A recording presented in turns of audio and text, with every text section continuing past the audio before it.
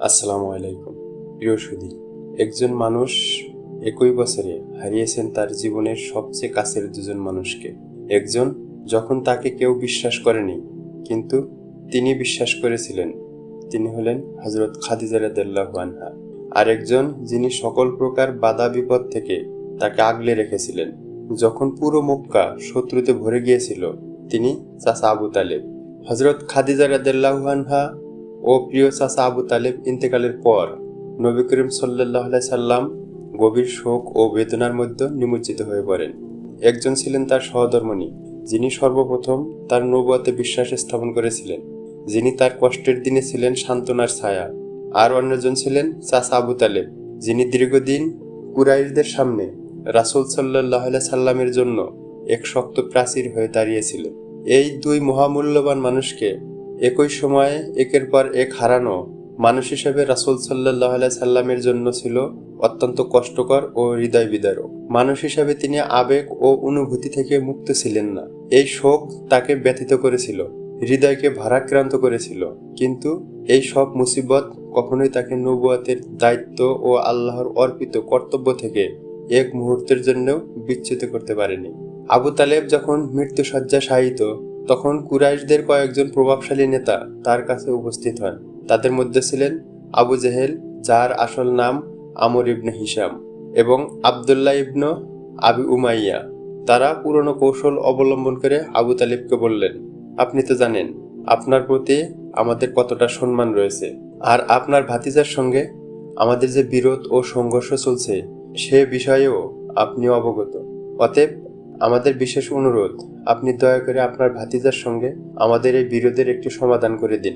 এ সময় রাসূল সাল্লাল্লাহু আলাইহি সাল্লাম অত্যন্ত মমতা ও দরদের সঙ্গে তার চাচার কাছে এগিয়ে এলেন।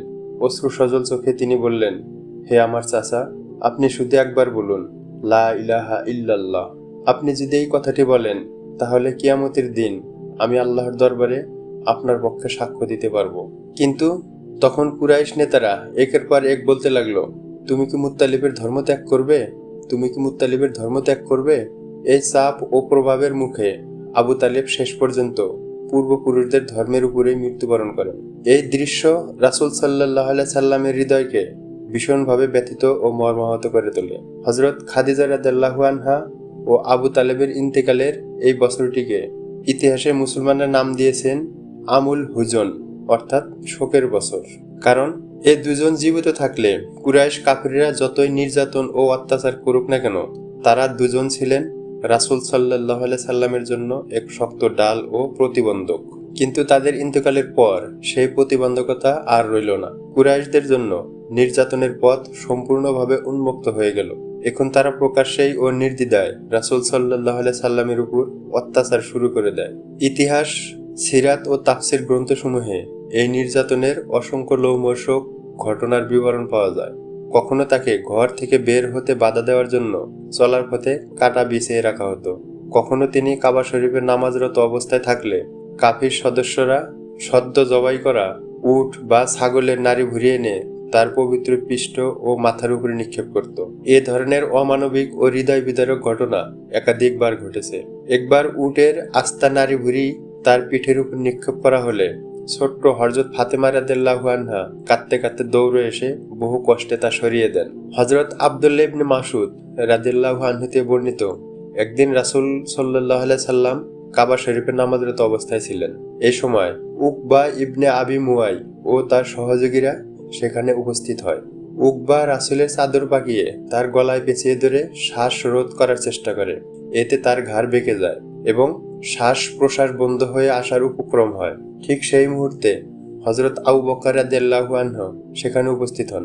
তিনি দ্রুত এগিয়ে এসে উকবাকে ধাক্কা দিয়ে দূরে সরিয়ে দেন এবং দৃঢ় কণ্ঠে বললেন, তোমরা কি এজন্য একজন মানুষকে শুধু এ কারণে হত্যা করতে চাও যে তিনি বলেছেন আমার রব আল্লাহ? এ ধরনের অসংখ্য হৃদয় বিদারক ও লোমহর্ষক ঘটনা সিরাত, হাদিস ও তাফসীর গ্রন্থসমূহে বিস্তারিতভাবে লিপিবদ্ধ রয়েছে।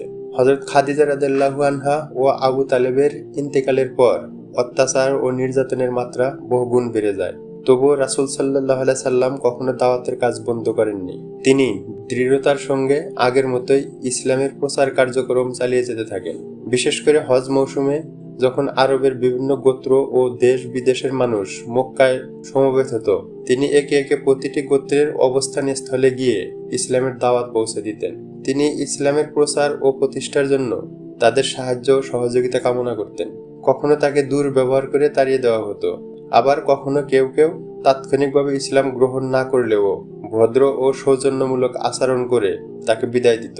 এই সময় আবু লাহাব ছায়ার মতো তার পিছু নিত এবং লোকদের উদ্দেশ্যে বলতো, তোমরা এই লোকের কথা শোনো না, সে তার পূর্বপুরুষদের ধর্ম ত্যাগ করেছে। এই অবস্থায় রাসূল সাল্লাল্লাহু আলাইহি সাল্লামের অনুসারীদের জন্য মক্কার সামগ্রিক পরিবেশ অত্যন্ত সংকটময় হয়ে ওঠে।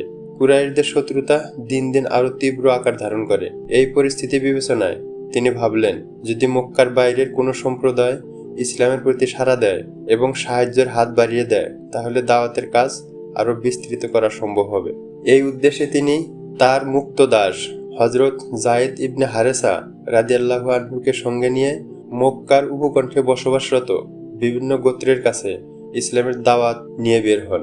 সর্বপ্রথম তিনি বনু বকর গোত্রের অবস্থানস্থলে উপস্থিত হন। তিনি তাদের আহ্বান জানিয়ে বলেন, কুরাইশরা আমাকে সাহায্য করার পরিবর্তে নানা প্রকার নির্যাতন করছে। অতএব আমি তোমাদের নিকট আবেদন জানাচ্ছি, তোমরা ইসলাম গ্রহণ করে স্থায়ী কল্যাণ লাভ করো এবং আমাকে সাহায্য করো। কিন্তু কুরাইশদের মতো বনু বকর গোত্রেও ইসলাম গ্রহণ ও রাসূলের সহযোগিতায় অসম্মতি জানায়। এরপর তিনি আরবের বিভিন্ন গোত্রের কাছেও ইসলামের দাওয়াত পেশ করেন, কিন্তু তারাও ইসলাম গ্রহণ ও সাহায্যের বিষয়ে অস্বীকৃতি জানায়। এত ব্যর্থতার পরেও রাসূল সাল্লাল্লাহু আলাইহি সাল্লাম হতাশ হয়ে পড়েননি। তিনি দাওয়াতের কাজ অব্যাহত রাখার জন্য অন্যত্র গমনের সিদ্ধান্ত গ্রহণ করেন। এই পর্যায়ে তার দৃষ্টি নিবদ্ধ হয় তায়েফের দিকে। তায়েফ মক্কা শরীফ থেকে পূর্ব দিকে কিছুটা উত্তরে অবস্থিত একটি সুজলা সুফলা শস্য শ্যামলা অঞ্চল। আরববাসীরা তায়েফকে এক স্বর্গ ভূমি বলে মনে করত। বিশেষ করে তায়েফের বিভিন্ন প্রকার সুস্বাদু ফলমূল সমগ্র আরবে প্রসিদ্ধ ছিল। তায়েফের এক পাশে বনু সাকিব এবং অন্য পাশে বনু হাওয়াজিন গোত্রে বসবাস করত। বহু পূর্ব থেকেই তায়েফবাসীদের সঙ্গে মক্কার ঘনিষ্ঠ বাণিজ্যিক ও সামাজিক সম্পর্ক বিদ্যমান ছিল। মক্কার বহু পরিবার তায়েফে বাগান ও জমি গড়ে তুলেছিলেন এবং উভয় অঞ্চলের বহু পরিবারের মধ্যে আত্মীয়তার সম্পর্ক ছিল। তাদের নিজস্ব দেবমন্দির থাকলেও প্রতি বছর হজ মৌসুমে তারা কাবা শরীফে সমবেত হতো। সে সময় বনু সাকিব গোত্রের নেতৃত্বে ছিলেন আবদ ইয়ালাইল ইবনে আমর, মাসউদ ইবনে আমর ও হাবিব ইবনে আমর। তারা তায়েফের প্রভাবশালী সমাজপতি হিসেবে পরিচিত ছিলেন এবং তাদের পরিবারের সঙ্গে মক্কার সম্মানিত পরিবারগুলোর বৈবাহিক সম্পর্ক বিদ্যমান ছিল।